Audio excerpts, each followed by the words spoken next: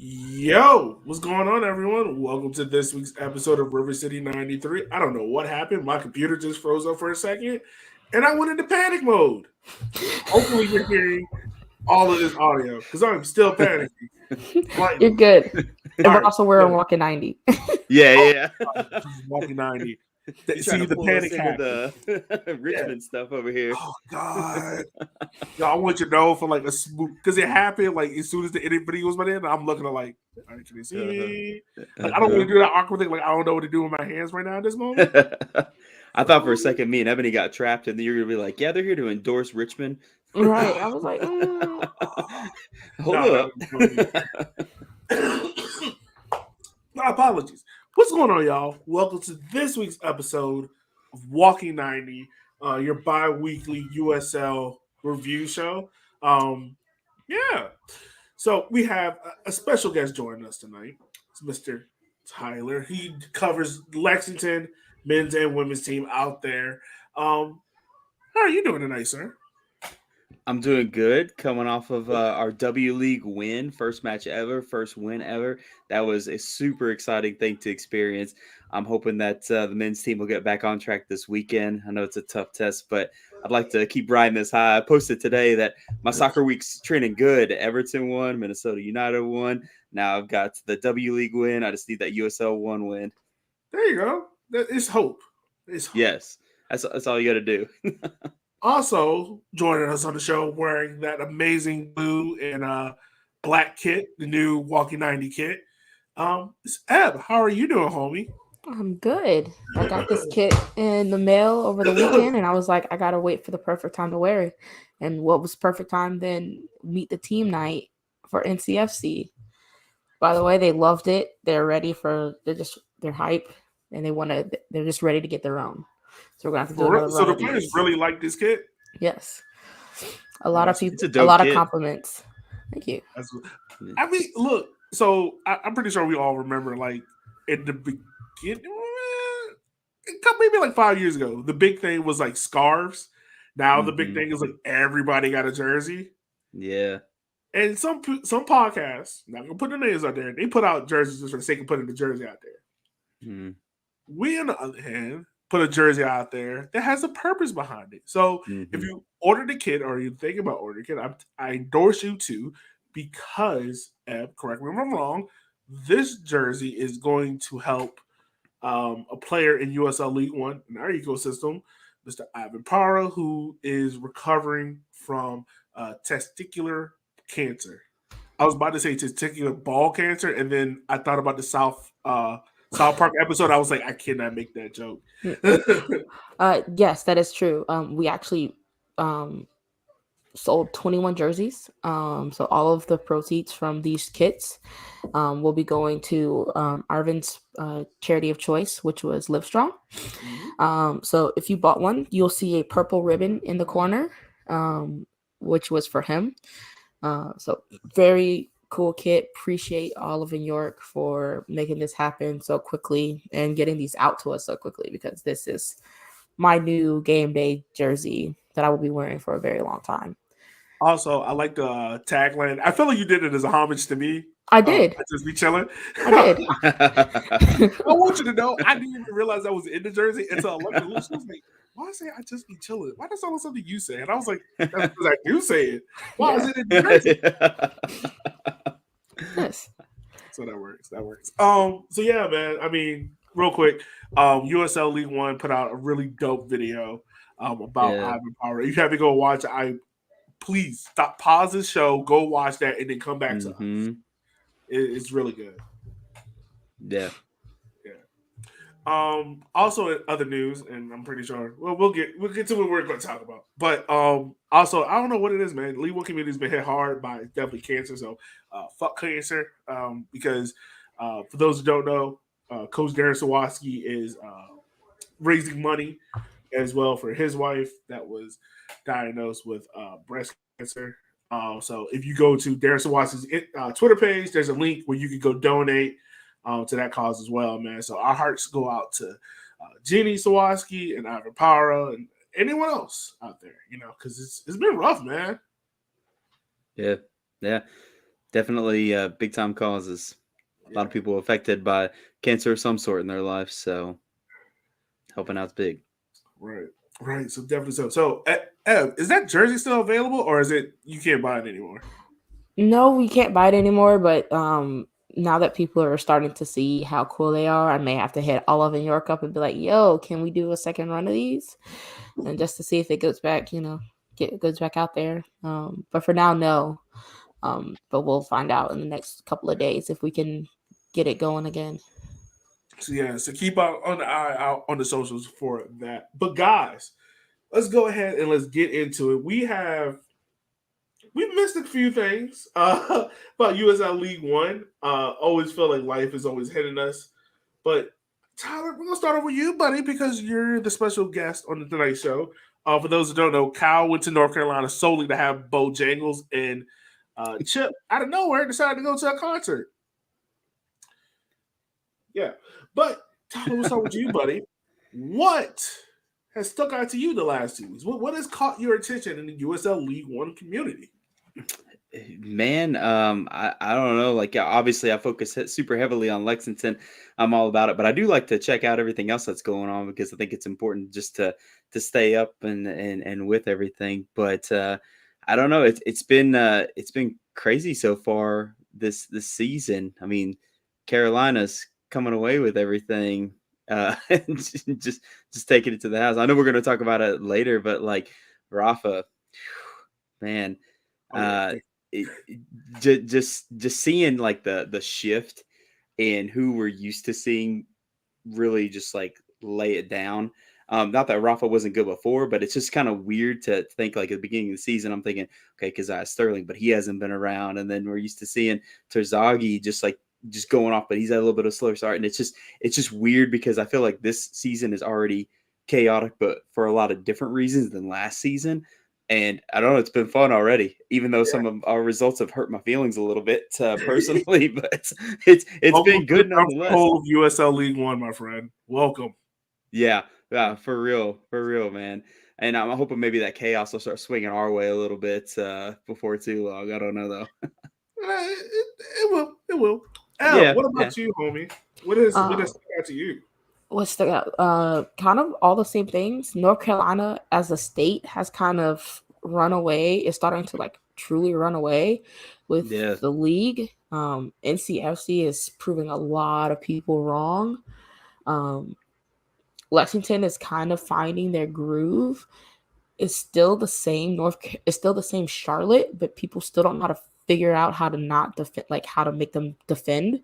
I think it's sort of starting to play out now because they're starting to get some of those 0-0 draws or even some of these losses, but not enough to really derail them on the trajectory that they've been on for the last couple of games. We're a quarter of the way through the season, and that's wild to believe, honestly. yeah. Um, uh, yeah, that's what's really impressed me is the goalkeeper from Charlotte. Oh, Um, Pack. yes, Yeah. holy crap. Which have you He's guys heard keeping them anything in about him? games. No, I know he Eh, left the game on was it yeah, crutches? yeah. I, Yeah. I I don't know. I was curious about that. I ran into our coach last night, and I was like, "Hey, do you know the situation?" He's like, "No, I have no idea." Sorry, I didn't mean to interrupt you, Ebony. That just like jumped in my head. I was because he's had a huge month. It's been crazy. Yeah, no, it's been insane what Charlotte's been able to do. Like, Hmm. what was that last game was against Greenville? Was the what 3-1 loss? I mean, Yeah, like, outside of that, man, like Charlotte has turned some heads. yeah, Definitely caught the attention of some people. yeah.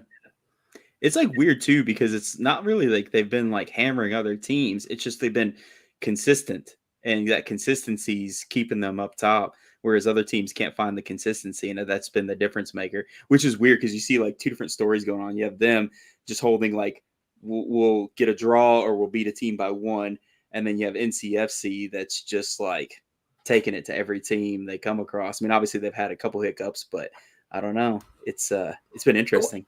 The craziest part is NCFC scoring first and early. Yeah. That was Yeah. not the case last year. Like if they Right. scored, it was late because they were finally running teams tired. Mm-hmm. No, they're going from the jugular. And Rafa has been literally the main person, just like, let's go Yes. and let's attack.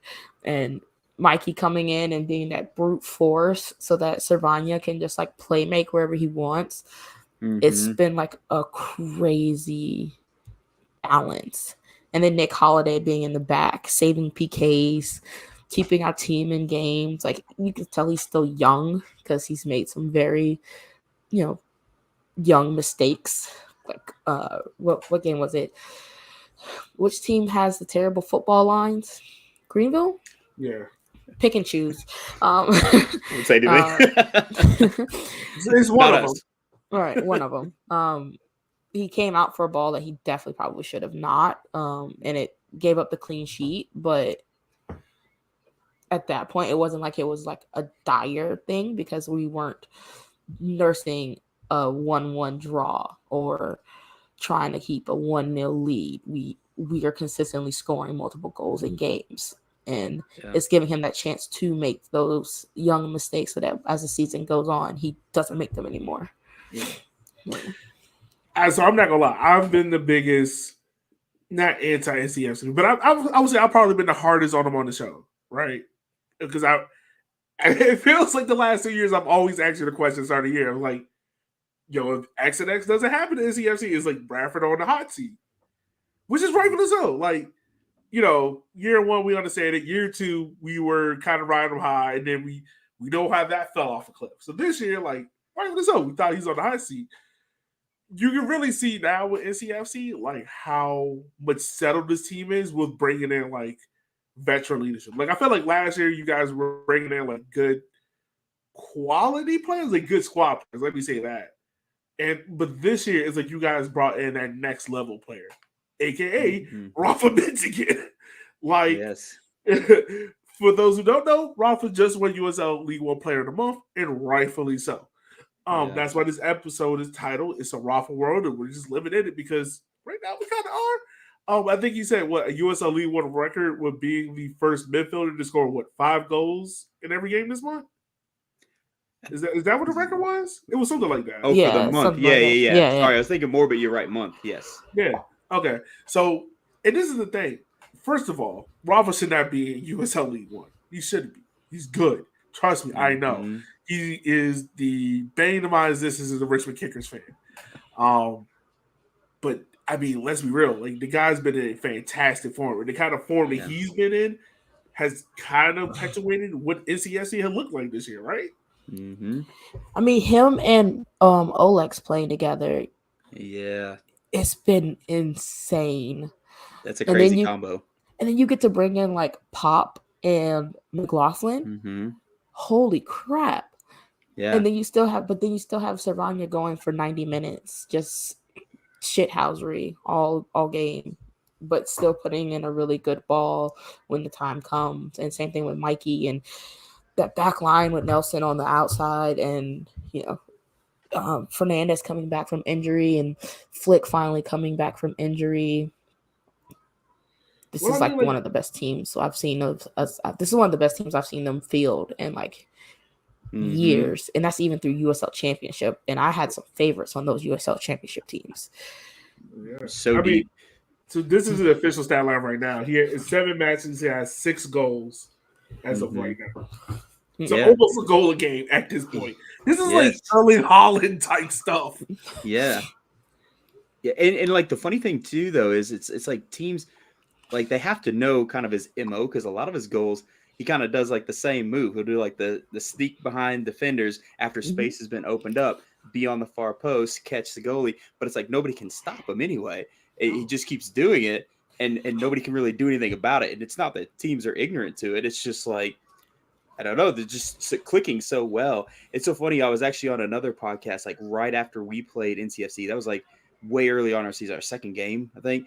And they were asking, like, what player would you steal from any team? And he was mine. I was like, Rafa, I would take him. And at that point, he hadn't really done a ton, but I was just like, I feel like he's going to heat up even more, and he's going to be that guy. And he has been. And, I mean, in that system, it's like you were talking about, Ebony, with, like, how deep you guys are, especially on the attack. it's weird to have like McLaughlin to be like so far back in the pecking order when last season he was like the guy.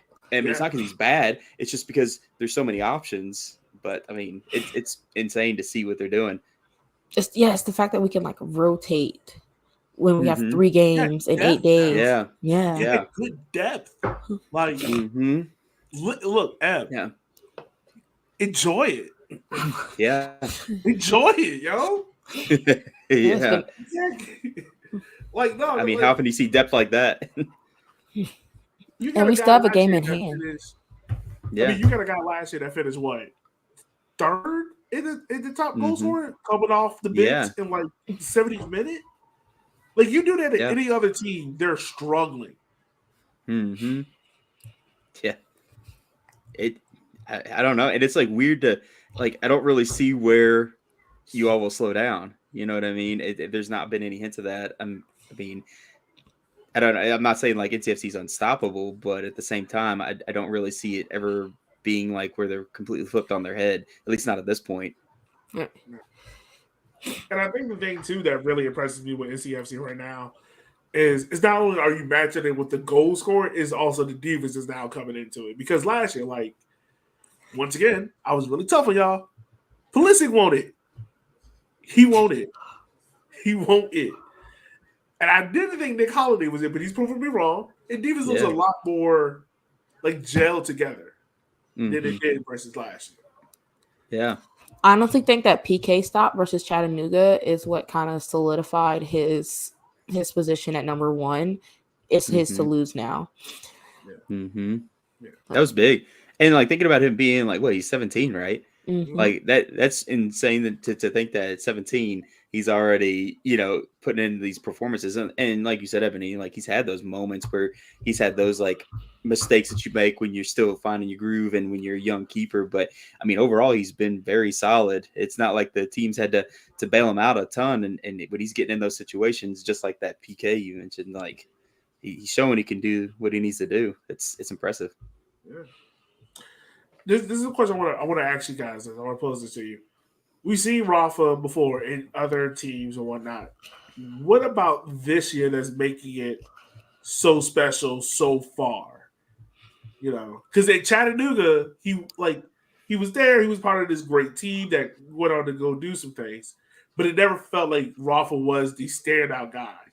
And Mhm. NCFC, to me, it's fair to say if he's not 1A, he's 1B. And why is that so much different now than it has been in the past? I think because he can be 1B. He doesn't have to always be the guy, but right now he is. And because there's so many people around him that can also be 1A to his 1B. Like, it's just the balance now, Like when he was hot, and then when he wasn't, where was Chattanooga?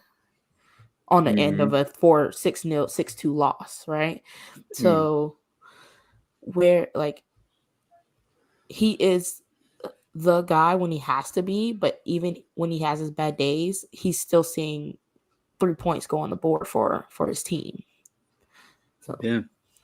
And I mean, Chattanooga, they had people that could score last year, but I feel like it does a lot for a player when you don't have to be the guy. It's not like do or die for you. It like takes that pressure off, and I think it helps them play more loose and more comfortably.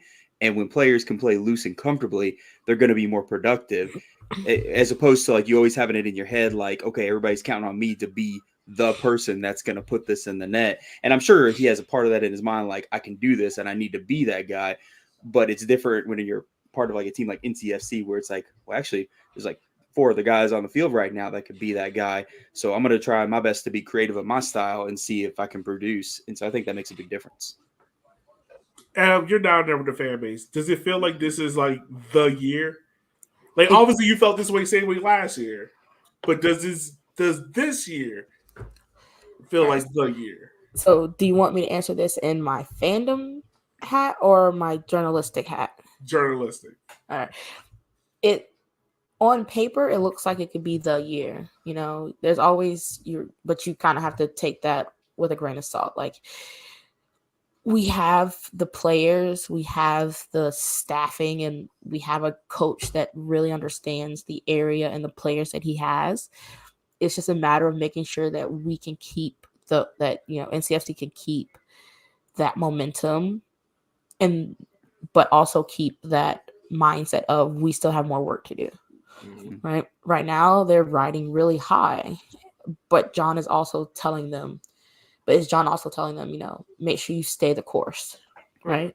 If that's what we're doing, and we're loading, and we are managing loads well, and making sure that players are getting proper rest, but also staying like physically fit and ready to go, this team is going to be hard to beat, and they could make a very strong run into the playoffs and hopefully go win the thing, but the same thing that happened, we were on the same trajectory last year, and then injuries, and then we never got it back, right? So that's kind of where, journalistically, I say we need to like keep ourselves level as a fan, or we're winning the whole damn thing. All right, understandable. So we'll move off of NCFC. Right now, they're top of the table of USL League One, and we go to the team at the bottom of the table, holding up the table out there in sunny California. Talking about Central Valley Fuego. Right now, guys, this is a team that has struggled off the field and on the field. We'll talk about the off the field issues a little bit, but let's focus on them on the field. Right now, as it stands, they have 1 win, 1 draw, and 5 losses. 2 goals scored, 10 goal differential. Also, they're on a 4 game losing streak without scoring a goal. And on top of that, they have let's see, I believe it's 3 red cards already this year. Damn. Yeah, they lead the league in 3 red cards. Team in second is Tyler Boys with 2.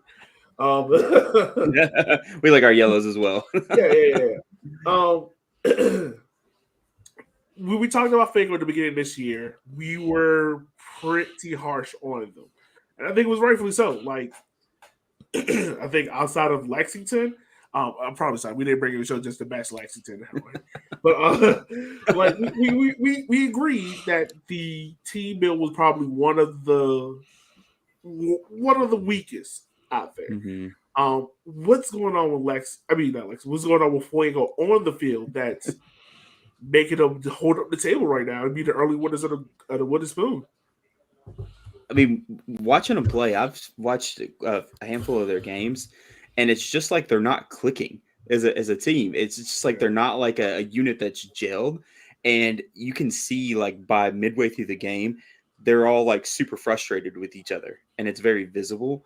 And I think that just exacerbates the problem. It just keeps that ball rolling, and they can't quite get the traction that they need. And it's super weird because it's even like when they do score, it doesn't put them back into like a good headspace of like, okay, now we're clicking, let's make this happen. It's like they're still weirdly disjointed. And it doesn't mean they don't have like moments. They do have moments where you can tell that they're on the same page and clicking, but they're fewer than they should be. And it feels really weird because it feels like a team that was just completely just dumped into a pile. And then it's like, okay, here we go, play together. They feel more new than we do. I mean, I know our results haven't been great in Lexington, but our team is clicking a lot more, and you can tell there's a lot more of that gel. I don't think that's fair to Lexington, though. Lexington had a very tough part of their schedule in the beginning. Right. But they've also grown into those games. So Yes. you're doing more improvement than Fuego is on very big portions of your pitch on the pitch. So, like, I don't think the table really represents how well some of these teams are playing and not playing, right? Yeah. I would 100% agree. And sometimes I feel like I come off as a homer saying that because I'm always like, we play so much better than our results are showing. And I know I just pivoted to Lexington too hard, but like we really do. We play really solid. It just we have these things that just happen that just trip us up, and it's just like what the heck. But no, I don't know. That's just what I'm seeing from Fuego is just this. It's not that cohesion that you would hope there would be to keep you on the up. What I'm seeing from Fuego is just they're asking everyone to do everyone else's job where everyone is doing nothing. Mm-hmm. Like, prime example, Bejev, right? Yeah. You lose Cheney, okay. You bring in this Leon Max striker. All hype is there, but it still is if they're asking Bezev to, hey, we need you to distribute, we need you to create, we need you to score, we need you to be on the wing, we need you to get behind. Like you're asking a guy that's already 30 plus, and I'm not trying to use his age against him, but you're asking him to do everything. You know, like it's like if you want to think about it, like in terms of like a DP player, right? Like every team in USL League One has like one marquee guy, one guy that's like, all right, he does the stuff. But usually, like that guy has one specific job that he does better than anyone else. And that's why he's that guy. For instance, here in Richmond, it's Trezagi. Trezagi's main thing is scoring. No one's looking at Trezagi and be like, hey, we need you to go get 10 assists. Right? No one's asking that because Trezagi's thing is scoring. It just feel like out there at Fuego, like they're asking Bezev to do everything. And if he doesn't, as you can tell, nothing's happening. You know, like I said, they have 2 goals. They only have 1 goal from open play. The other goal comes from a penalty. Yeah. Right? And it just what I think the thing that frustrates me a lot with Fuego, and I talked to Leah, who does the El Fuego podcast. So by the way, go check them out. They do an amazing job over there. But I asked her, like, you know, what's the game plan in a sense? And she was like, to be honest with you, we don't know. And that's sad when your old friends don't know what the stylistic play of your team is. You know, like if you go look at a Greenville, everyone knows it's 4-4-2, it's low bunker, we gonna get it behind you. If it's Chattanooga, you know, all right, it's going to be physical, it's going to be tough. You know, you're not walking out of the game without a yellow.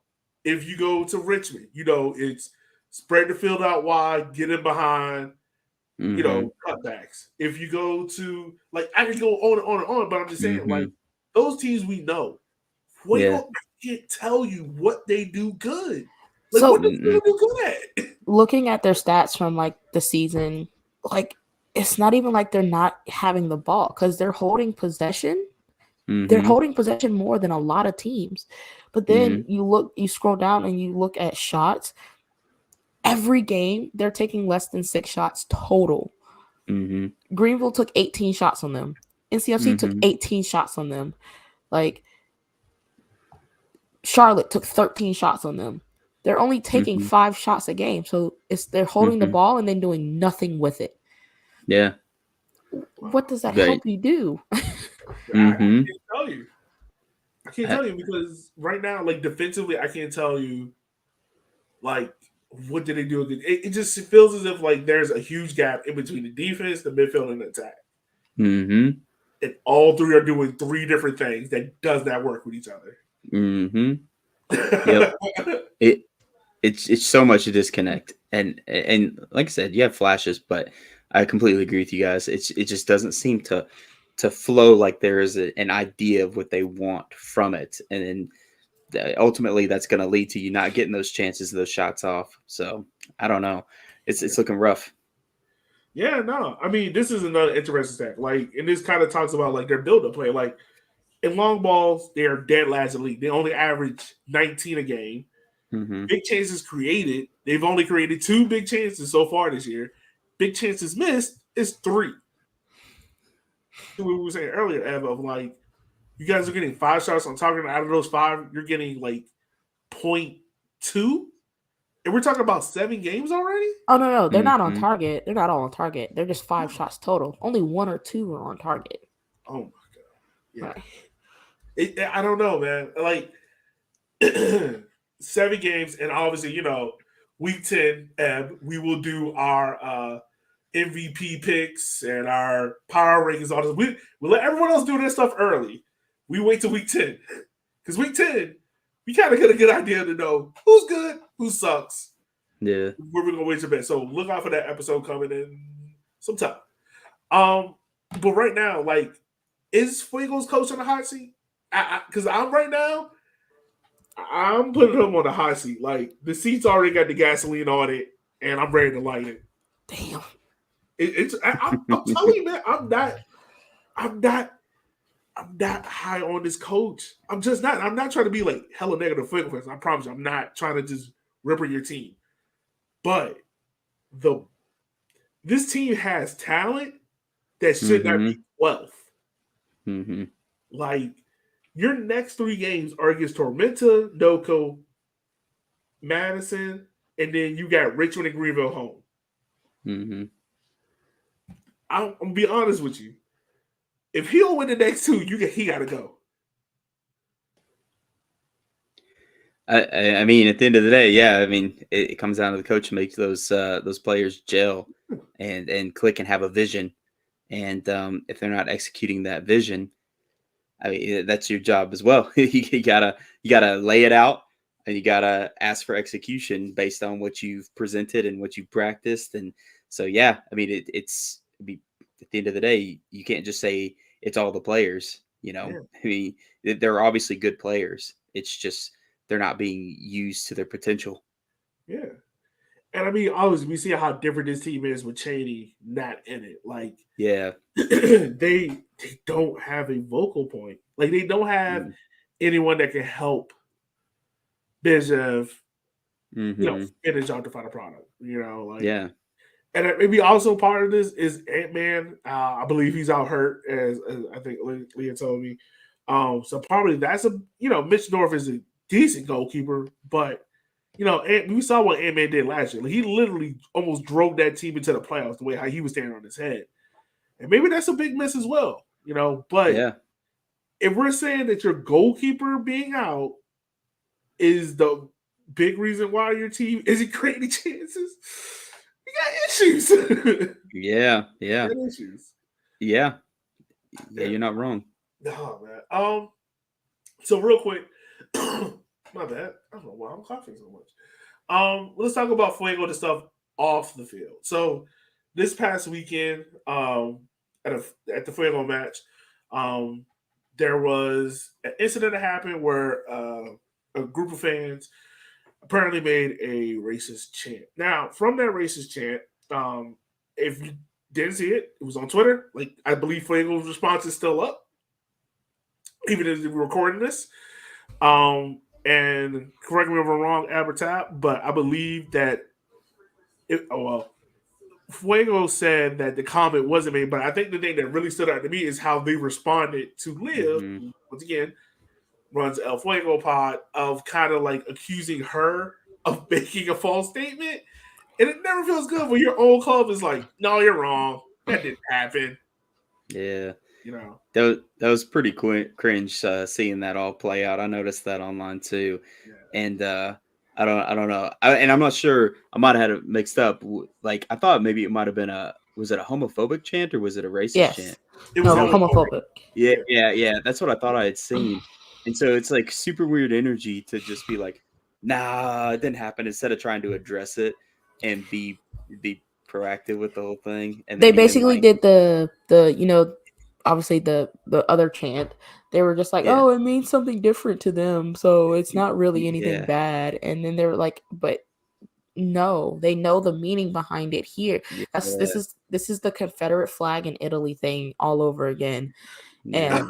And So real quick, I just want to put this disclaimer out there because Leah, gotta respect her and everything because this is their situation. We're just reporting it because Yeah. you got to talk about these guys because if not, things don't get told properly. But the disclaimer is pretty much this is a personal statement. It doesn't reflect Fuego, Fire Squad, or other fans about what happened. So someone from the club apparently reached out to Leah. They had a conversation to kind of settle things down, but.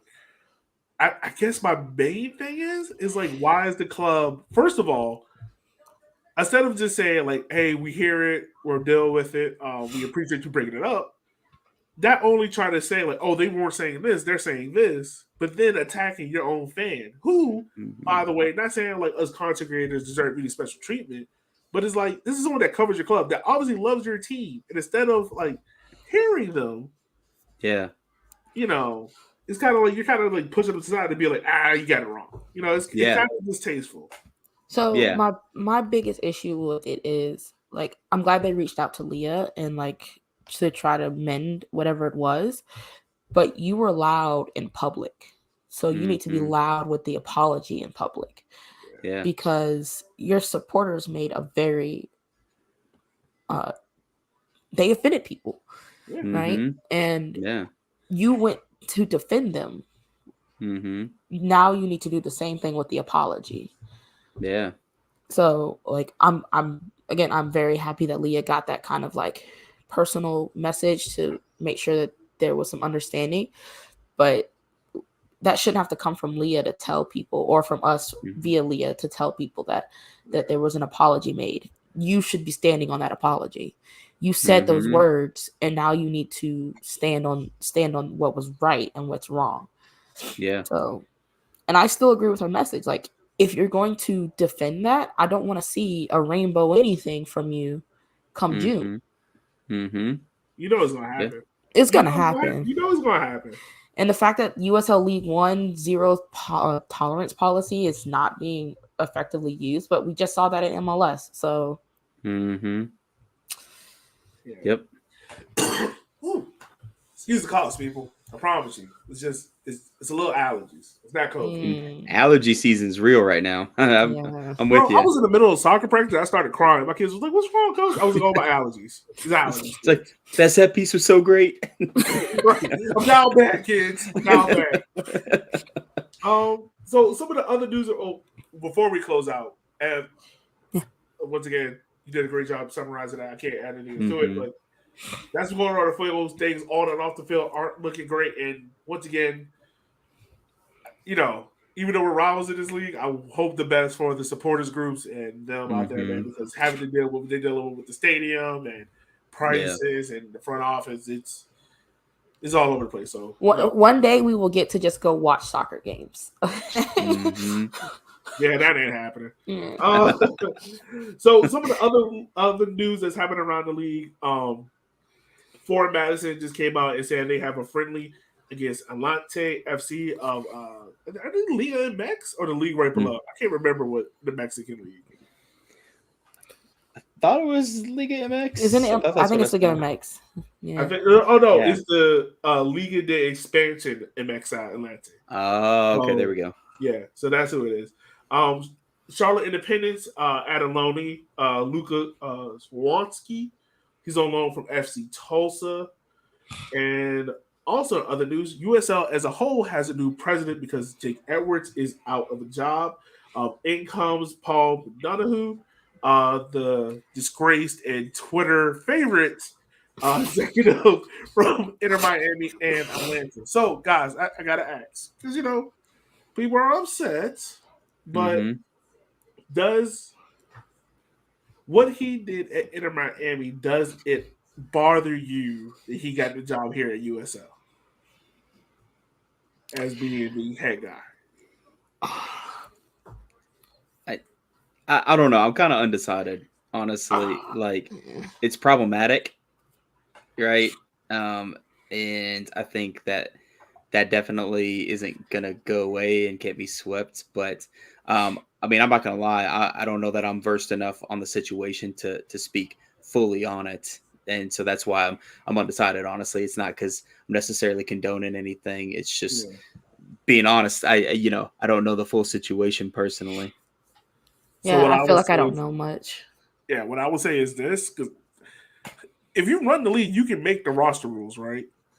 Yeah. So you then can't be in trouble for creating said rule, right? So it's all good. There you go. There we go. It all works out at the end of unlimited international spots. Ta-da! Yeah, there we go. First you I don't want salary 7, I cap. want 30. What's that? Yeah. Watch and see if Fuego's going to go, you know what? We're going to go sign Mbappe. Big the whole city of Fresno. Whole city of Fresno goes down in a corruption scheme. Another friendly was announced a couple weeks ago. NCFC versus Sunderland. Maybe Sunderland will be a Premier League team by the time that friendly happens. That'd be cool. Yeah, that was pretty cool. I forgot all about that. Yeah. There's a lot of stuff going on with NCFC. A lot of good mojo over there. Also, y'all got a team in the soccer tournament that Legends are playing? Yeah. So is this an over 40 club? I don't think, no, because Connor Tobin's not over 40. How about Connor Tobin is playing? Don't he got a team to play Has he been announced yet? Yeah, we have some local favorites coming back to play in the TST tournament. Look at you just dropping breaking news on the podcast like it was just my casual bad. news. My bad. Yeah, it's gonna be some very fan favorite people coming back to the state, or if they're already still here. Who else was just not? Robbie Crystal was just announced. Hold So on, wait, the guy that went to yeah, the indoor guy. Yes, he's coming back for 4 days only. You get to watch Robbie Cristo. You got to. They're short fields, so it's just like playing indoors, and then they're 20-minute halves. Like, you got to realize we're dealing with a bunch of guys that are like 35 plus. Them knees ain't the same no more. Ocho Cinco's playing for Cincinnati. Like, come on. Yeah, this is Like, gonna be hilarious. the teams that have been named and formed are hilarious. Charlotte FC has a Legends team, and I'm like, you've only been here 2 years. I don't. Hey, remember, this is the team that up to recently struggled 11v11. So 7v7 will solve everything. Yeah, guys. I'm gonna see the coach here just like write that down. You can score. You can score if you connect with your midfield. I just see it happening right You now. can do this? You can make passes? Oh my god! Can they get signed to the full team? Like, Fuego's looking at it like, so Ocha, how much for you to come to Fresno? right. He scores 3 goals, and all of a sudden he's signed to like some squad, some squad. It's gonna be a wild 4 days, but should be fun. Yeah, but the guys are back, and they're hopefully go far. I mean, you've got you've got a DeMarcus Beasley team, Yeah, and a Heather O'Reilly team. Clint got a team. Mm-hmm. The hashtag United guys got a team coming, which is on brand for them. I want to ask you guys this because this is popped in my head. Which team is more likely to sign a player from this tournament? Fort Madison or Fuego? Fuego. Mm-hmm. Fuego for sure. Yeah. Fuego is gonna look. Fuego is gonna be like, you know what? Stephen Miller can still play. Ebony's joking about Ocho Cinco, but watch it. Like, somebody's like listening to this right now, and they're like, you know what? It's not a bad idea. We might still be bad, but we'll have Ocho Cinco. He'll be hyping everybody up right now. Dortmund is calling him right now. Charlotte FC is looking at a Clip Dixie team like, hey, Clip, you want to come play for us? Increase that attendance from 500 to 1,000, baby. That's how we get them. That's how we get them. So let's talk about the table right now. I'm gonna read out the whole table. NCFC, of course, number 1. Charlotte Independence is at 2. South Georgia Tormenta comes in at 3. Greenville 4. Union 5. Richmond 6. One Knox 7. Chattanooga 8. Fort Madison 9. NoCo at 10. Lexington at 11. Fuego at 12. Now, obviously, as we all know, the table is not even yet because NoCo's only played 4 games. Everyone else is right around 6-7. Fort Madison's only played 5. But yeah, everyone's kind of around that 6-7 range. So as we go on, once we get past June, we're kind of being on a little bit more even ground. That's what we wait to do our power rankings. Unlike the league, who just they won this week, put them at first. Yep. I'm not even gonna lie, y'all. I haven't opened them power rankings because I know it's gonna piss me off. Or yeah, I'm not doing that. Tell me about it. You sit there, read those power rankings, and be like, "Yeah, my team really is some shit." So I just keep scrolling past. Right. Well, I'm not opening this. I'm gonna stay in my bubble. Right. Like, why would I do this to myself? No. All right. So these are the games we got coming up. So let's talk about Saturday. Saturday we got NCFC. They invite Fort Madison into their stadium. Fort Madison right now leads the league draws as they did last year. 4 draws already on the season for Fort Madison. Now, they do have slightly the best defense. It's only letting 2 goals. Granted, only played 4 games. NCFC, a team riding high. John Bradford and Rafa are coming off of coach and player of the month, respectively. what are our thoughts on this? How do we think this game is going to play out? It's gonna be fast. Yeah, it feels that way. It Both feels like the game is teams, gonna be both up and teams down. play a counterattack. They both play a counterattack type of game. NCFC just does it a little bit better with the actual finishing part. So that's gonna be fun, fast, and I'm expecting at least because I'm gonna tell you how many goals I think for the. Ooh. Tyler, what you think, my man? Yeah, I think this is gonna be a really good one. Like my gut tells me NCSC is gonna come out on this one, but I can also see this being a draw, just because, like you said, Fort Madison's defense been pretty stout. They haven't been tested as much as some of the other teams, but I can see that maybe being the defense that staves off NCFC and makes a difference. But I'm actually really excited for this one. Aside from my game, I'm pumped about this one. So, real quick, I want to throw this out there. If Fort Madison does not win this game, do you slightly kind of bring that panty button into you a little bit? No, I don't think so yet. I think it's too soon. Yeah, I agree. Question: is Kyle coming to the game? Are y'all linking up? Because I know he in North Carolina. Is he coming to I the game? don't know. That's a good question. Well, he's in Asheville, so that's like 3 to 4 hours away. If there's any guy that's willing to make that drive to see Madison, is Kyle. It's Kyle. Moving on from that game, we got a derby that no one cares about: Greenville versus Richmond.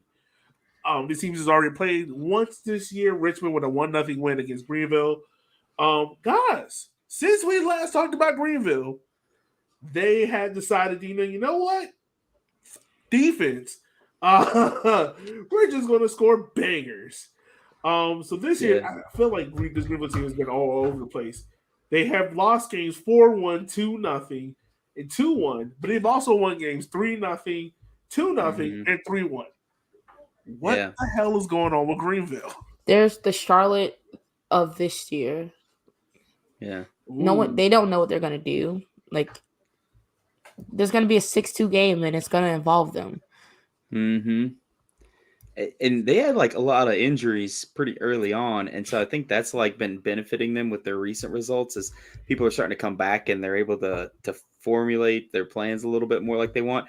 And I think Castro is starting to heat up a little bit. Pilato has been big for them, so I don't know. I think that they're starting to see some pretty strong attacks coming through that suits their style. I mean, you get okay. Those so on the two guys are Coutinho up top and then breakaway. Okay, my fault. I didn't mean to cut you off. So on the other side, no, you're good, man. So on the other side, we got Richmond. Now, this Richmond team, as we've been talking about, and I've been talking about on River City 93, is the offense hasn't been there because obviously Terzaghi hasn't been. He only has 1 goal on the year, but the defense has been rock solid. Like, me personally, I will be a homer right now. I would take our back four and goalkeeper against anyone else's back four in USL League One. Ooh, I will. I will. We'll see that on Wednesday. By the way, you're right. We will. But I would take that unit up against anyone in USL League One. Now, obviously, the attack is struggling. Guys, let me ask you this: if Richmond walks away with this game and we're not convinced by the offense, do you think it might be time for Darren to switch things up? Maybe possibly drop Terzaghi from the lineup?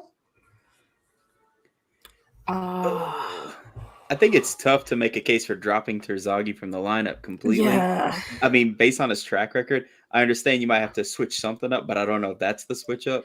But that's just my personal thought. Is he getting if he's not getting the good distribution in, then he can't score, right? So if you have to keep dropping him back further in the field so that he touches a ball finally before he goes upfield, but then there's no one upfield because he's in your midfield. He's at the halfway line instead of at the 18-yard box. I think you switch it up in the midfield, right? Yeah, possibly. Yeah, it's a weird jigsaw puzzle that fits, but it doesn't fit. You get what I'm saying? Like the defense in the midfield is connecting well. Right now is a disconnect between the midfield and the attack. Yeah. So we'll see. That's a game that's going to be very low scoring because when these teams usually get together, they are very low scoring. Yeah. So next thing we got coming up is One Knox versus Northern Colorado. So One Knox right Snooze now. fest. So this is a team, One Knox, that you can see early on they are learning the disappointments of USL League One. They right now have 2-2-1 losses on the year, a 2-0 loss to a Tormenta team, a 1-0 win against Fuego, and a 0-0 draw against Florida Madison. This is a team that can create, but that defense makes you kind of worried. What you guys think about this one? I don't know. Like, I feel like Noko, I mean, they haven't played a ton of games, but still they're not like quite what I thought they'd be. I wasn't expecting the moon from them, but I didn't think it'd be something where they weren't really producing like that. And then One Knox, I think they're being shown that they were rated a little too highly at the beginning of the season by a lot of people. I even expected more from them. I mean, I don't know. Especially like with the Central Valley game that I watched, took them a minute to finally seal that one. So I'm with Ebony. I think it's going to be a little bit of a snooze fest on this one. Yeah, this is going to be a boring game because neither team can really do anything of production. So I just want to say once again, I was on this podcast that said Noko will be in the playoffs and that Delgado, their goalkeeper, will be in the running for USL Goalkeeper of the Year. I will stay firm in that, and I'm fine with Noko having their defense. Yeah. What I'm realizing out of One Knox is that they're a team that wants to play pretty soccer, but I think if they kind of rough the game up a little bit more, they might actually get out some of these results. Yeah. You know? Because I feel like the games right now that they're losing is like they're not like they're getting blown out or they're looking bad in it. It's just that like kind of what's going on with your team, Tyler. It was like one moment they're up, they're riding high, and then the next, just like that, is like the whole game flips on his head. Yeah. Like look at the Tormenta game. They were doing well in that game the entire time. And then Cazzini has his master shot, and then all the momentum goes out the door. Yeah. You know? It kind of feels like that right now. Yeah, I'd agree. Yeah. It definitely feels like that. So we have that going on there. And then Tyler, we get to your boys. This is why we brought you to the show. Yeah. We got Lexington versus Charlotte Independence. A Charlotte Independence team that I would like to add is a little worried. Before they were leading the league in USL League One, obviously they lost 1-0 to a Charleston Battery team. They had a 0-0 draw against Fort Madison. Then they lost 3-1 to Greenville. But they've also been really in terms of injury. Overton has been out. Demick's been out. Austin Pack is apparently out. Like, do y'all pull the upset? I think we do. I mean, I've heard that Overton might be back.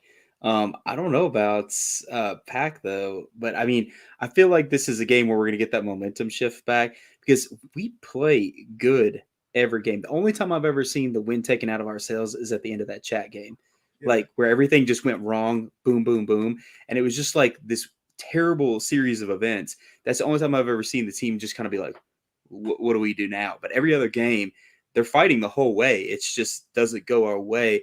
And I think that with this time of preparation, with us having a bye week, I wouldn't be surprised if we have a couple changes to our lineup starting out. I mean, who knows? But I could see that maybe happening. I mean, we've seen some big things like So Kim comes on for the last little bit of the chat game, and he's the one that gets the goal in there. So I'm not saying that he'll be in, but I definitely think that maybe we'll play around a little bit this time, and I think we can maybe take Charlotte down this weekend. I'm gonna say we got this. So this is me not being a Charlotte hater. This is me just looking at what I see. You're on two different paths, and yours is going up, and theirs is going down. And like I said before, your results don't show how well you've been playing. You've dominated in like possession and even in like passing attempts and passes completed and XG and shots taken total. I just see it finally clicking. Yeah. and that leading to some very good results for you. So I also think you take this one, and I think you take it pretty handedly. But I'm not going Ooh, to say the score I because like this. it's in my numbers for the week, because we have like, because I'm counting all the midweek games too. Mm-hmm. So Mm-hmm. this is helping my number rise, but I'm not going to say it yet. So this is why Okay. I bring you down. Um, my thing with Lexington is that kind of concerns me is you guys do so well building out of the back, midfield, all that stuff. It's the final Thursday that kills me with y'all. Yeah. Yeah. Like it's like That's the missing piece. right. It's like the defense, the midfield all works as a unit, but the final Yeah. third is like everybody all of a sudden wants to become an individual. It is like it's just so all over the place. Yeah. I mean, I will say one of our biggest problems I feel is we let the defense get there before everybody else does. So our wingers are so fast, like they blaze down there, and then the way we deliver those long balls too. Either way, whether they're carrying or long ball, we're waiting in the wings. I just feel like the middle takes just a second too long, and then the defense is set. And when we send in those crosses, there's everybody there, and so yeah, I agree that's our kryptonite so far. Yeah. Well, there's any team that's going to give you some chances to get it behind. It's going to be Charlotte because they're going to be pushing themselves as well to get up They there. still don't. They still don't defend. Like they just Mm-hmm. score more than you, Yeah. and Mm-hmm. Yeah. If we'll I'm not see. mistaken, I think Charlotte leads the league on like shots on goal or shots on target. I think it's one of them. Um, Sounds right. but it's surprising. But Evan, you were talking about those big week games. Big week games coming up. We got One Dots versus Chattanooga, which is a nice rivalry I like because both sets of fans hate each other, and that's what rivalries are built for. Not Uh, it's everyone gonna loves each be other. it's, We're it's gonna friends. be low scoring, but there's gonna be at least 2 red cards. You Mm-hmm. think? Oh yeah, Okay. All right. it's a Tuesday night match. They're gonna go for blood. Right. Another rivalry game we got is me and Eb versus each other. NCFC versus Richmond. It's going to be. Look. If there's nothing in USL League One that scares me more than going to Raleigh, and the second thing is Rafa Michigan, and both of those things are now together. Because we had the conversation on USL League One of like, who is the team or player that is your team's villain in USL League One, and for us, it's Rafa. Like Rafa is that. It's like every time I see his name with a team, so I'm like, yeah, I can already put him down for a goal or an assist. Like this Mm-hmm. is guy that's knocked us out of the playoffs twice now. Mm. It's not fun. Yeah. So I want to ask you, who is your team's villain in USL League One, guys? Well, it used to be Chattanooga for NCFC because we had never beat them in league play, Okay. and we finally got that one. So Yeah. Tyler, I Yeah. know you're young in the USL League One days, but who is your team's villain or that player that you're like, oh, we got to play this guy? I don't know that we have a player yet that we can really throw down as our villain. But I mean, team wise, it's one Knox like that. I mean, they've been all over us ever since they got announced in the league, and then them getting that first win for both of our first games ever. That's put a little bit of a situation in play there. Which I mean, I still think. I mean, a win's a win. Congrats to them. But I mean, we were brand spanking new, and I thought we did pretty good. But that's our team that we I think have marked more than others. Okay. Understandable. And then Thursday, next Thursday, we got Ford Madison versus NoCo. I'm probably not gonna watch this game, y'all. I'm probably gonna be asleep. I'm not I expecting much. yeah, yeah. I don't know. I could see Ford Madison winning, but I don't think it's going to be like something electric. But who knows? We say all this and watch and see that'd be the 5-4 game of the year. Yeah, they're going to play this clip on the big board like Oh yeah, halftime 100%. Oh, after it's like 100%. 5-0 or something. Right. It's like they said we weren't gonna score. Yeah, Yeah, we did. Yeah, we did. right.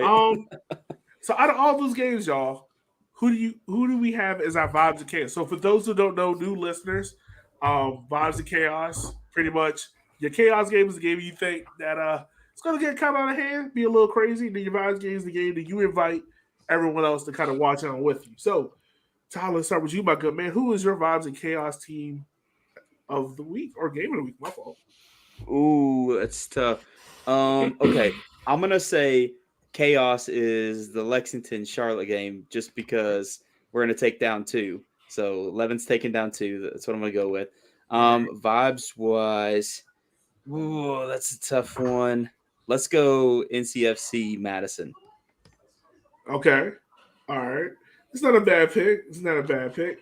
Eb, who do you have, homie? So for my chaos, I also had Charlotte versus Lexington. That's gonna be chaotic. And my vibes is gonna be NCFC versus Richmond.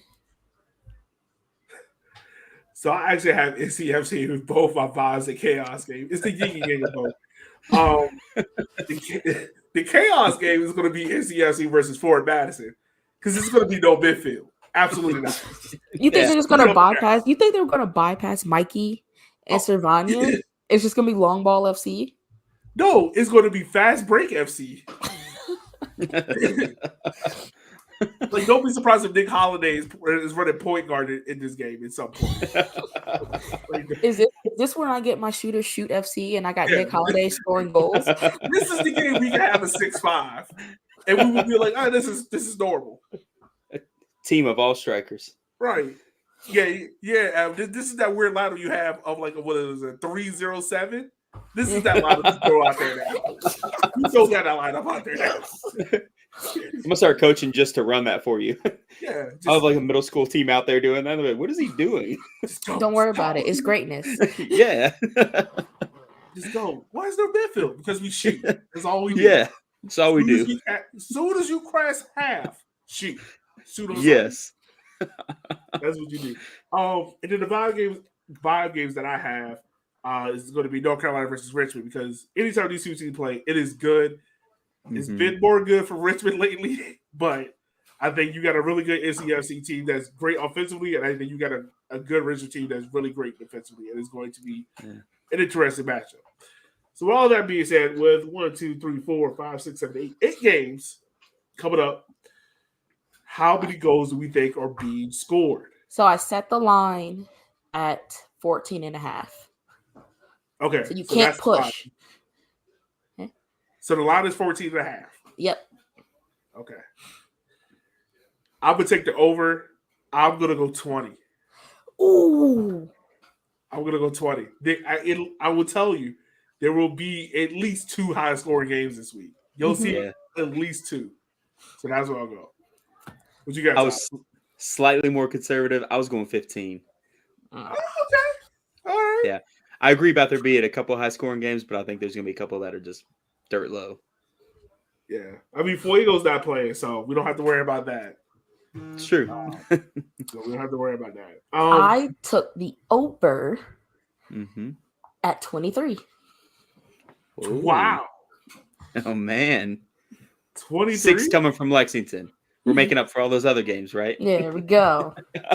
23. All right. Wow. Okay. All right. Guys, as we look at this week, this is kind of like this could be one of those weeks where some teams kind of make their break, some teams kind of lose their pace. Is there any team that can walk out of this week on both sides that can come out this week looking really, really good, or that can come out looking really, really bad? Us. Lexington. Yeah, I mean, honestly, like I love my team and I think we're doing great. And I think we still have a shot at it. I'm not like down and out on us yet, but I do feel like we got to get a result here and make another statement like what we did with Tormenta. Yeah. I think it has to come because otherwise we're just going to lose more and more momentum. So it's important that we at least get that boost now. Yeah.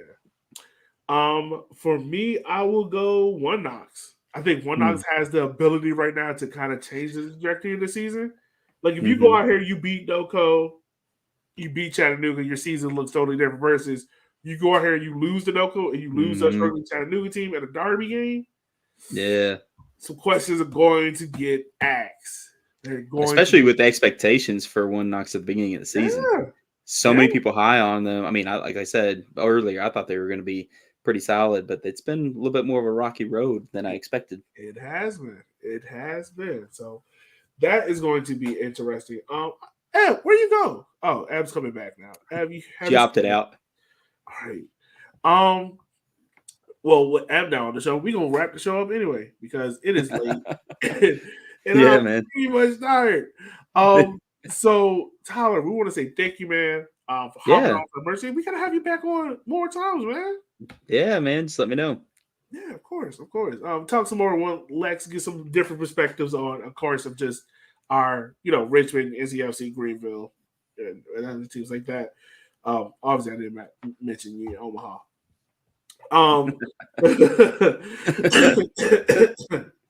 But Chip's at his concert watching this right now.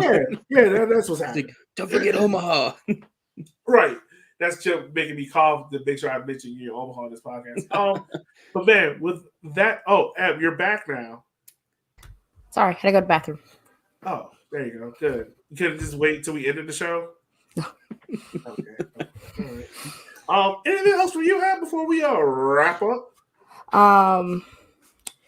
Yes. You asked who could come out of this weekend looking better or worse. Oh, yeah. I forgot I asked you that question. Who could come out looking better? I'm agree with Tyler.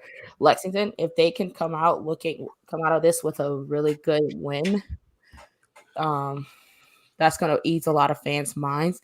Also, NCFC, they already look good, but to come out of this week with a combination of 4 or 6 points, really, I think, solidifies where they are with, the season.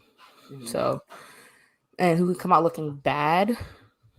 I'm going to say One Knox. Yeah. This kind of goes into that thing I was talking about at the beginning of the season with the built versus bought in terms of academy and how you want to start. And if Lexington can continue their climb, but One Knox doesn't, it kind of leans more into that build an academy and the wins will come eventually type of thing, which is kind of the NCFC trajectory. So there was a lot of bad years with what they were trying to accomplish. But now we're seeing the balance that comes with like adding those veterans plus getting some of these younger academy guys into that first team and experience and things like that. So that's kind of where that line is drawn for me. All right. Awesome. So with that being said, listeners, we just want to say thank you for taking the time out of your day for listening to us live or on the podcast or later in the future. But without you, we couldn't do this show. And with Tyler, where can everyone follow you and support you at, my good friend? On everything at Crane Kicks Lex on Instagram. I'm on Twitter, on Facebook, all of it. So if you're interested in any Lexington stuff, some homer takes, come give me a follow. So make sure you go support our man Tyler over there. But for Ed, for Tyler, and myself, guys, we will holler at you next week. Always remember, go support your local, go enjoy the games, and it's okay. Go touch grass. Have fun. See you guys next week. Be easy.